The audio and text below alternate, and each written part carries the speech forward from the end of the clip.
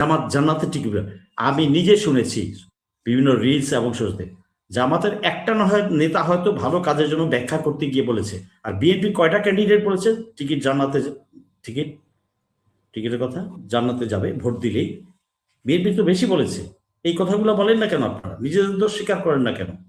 এগুলো করতে হবে তো। একটা দল পরিশুদ্ধ হয়ে আসতে হবে।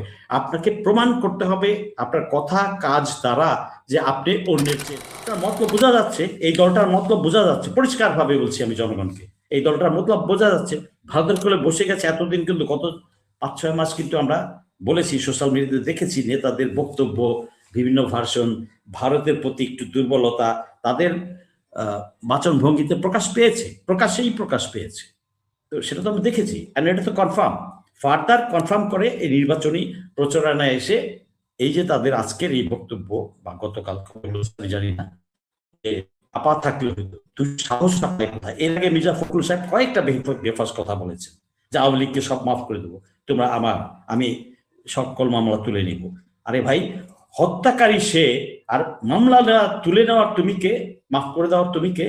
মানে আমি বিচারক, আমি শাসক, আমি সব, আমি ইলেকশন কমিশন, মানে জনগণকে কি আপনারা বোধাই পান? দাঁড়ান আরো এক মিনিট। কেন কেন এইভাবে কেন হবে? ওয়াই?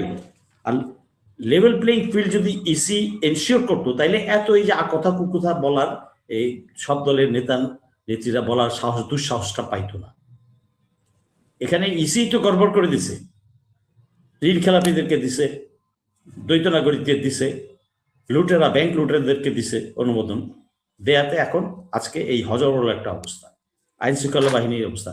আপনি নির্বাচনে আপনার মিছিল করবেন ভালো কথা, তা আপনি আরেক ছোট দলের উপর আপনি অ্যাটাক করেন কেন?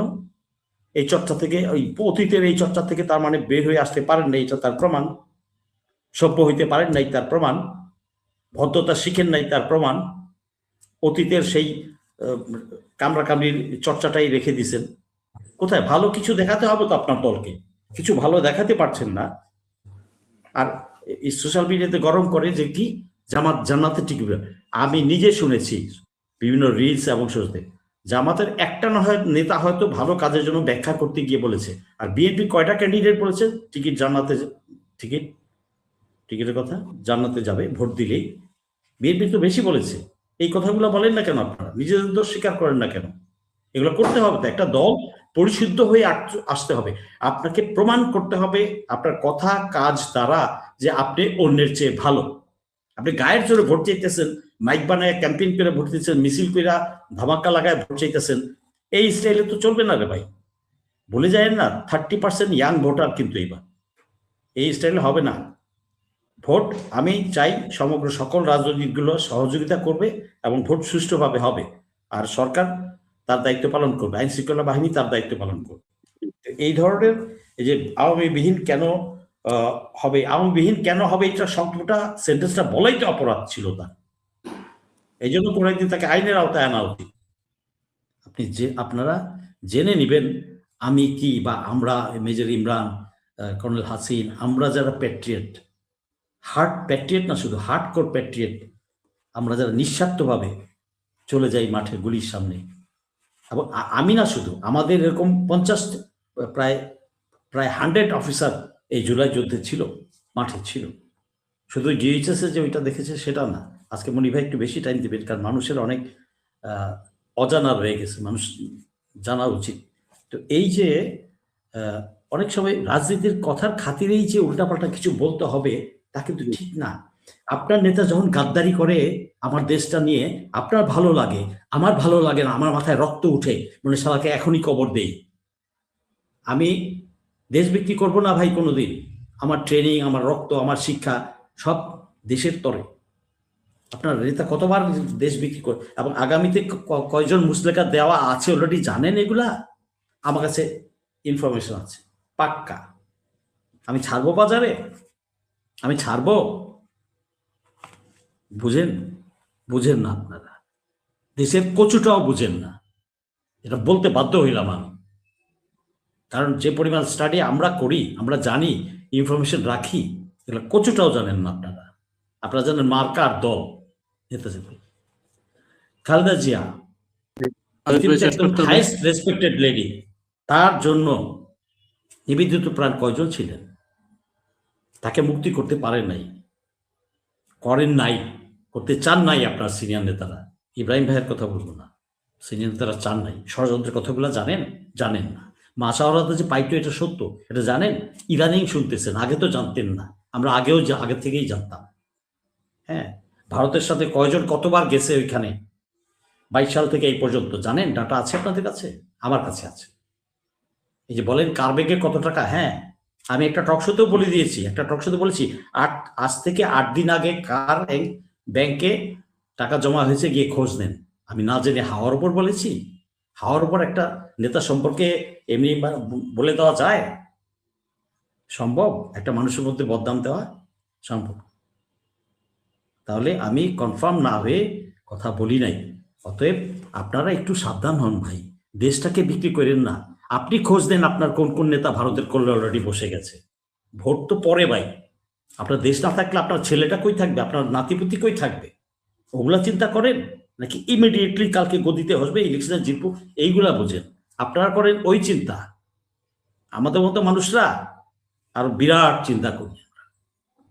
আমি আপনাদেরকে ছোট করছি না, ছোট করবেন না।